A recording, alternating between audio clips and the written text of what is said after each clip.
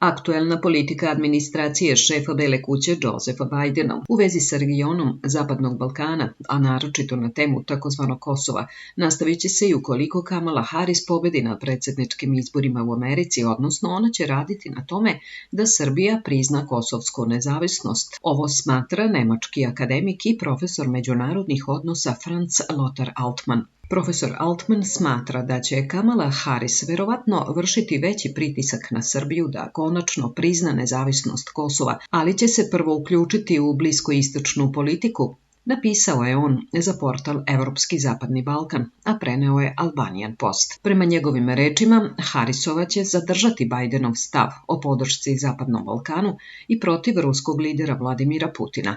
Također biće skeptičnija kada je reč o predsjedniku Srbije Aleksandru Vučiću, za razliku od njenog protiv kandidata Donalda Trumpa. Za razliku od Trumpa, ona ima negativan stav prema Putinu, ali i prema njegovim prijateljima, posebno u autokratskim sistemima. Jasan antiputin stav će značiti i da će biti skeptičniji prema Vučiću i preblagom ponašanju nekadašnjeg specijalnog izaslanika predsjednika SAD za dijalog Beograda i Prištine, Richarda Grenella, koji će sigurno biti udaljen iz regionalne politike ako Harrisova pobedi, precizirao je Altmann.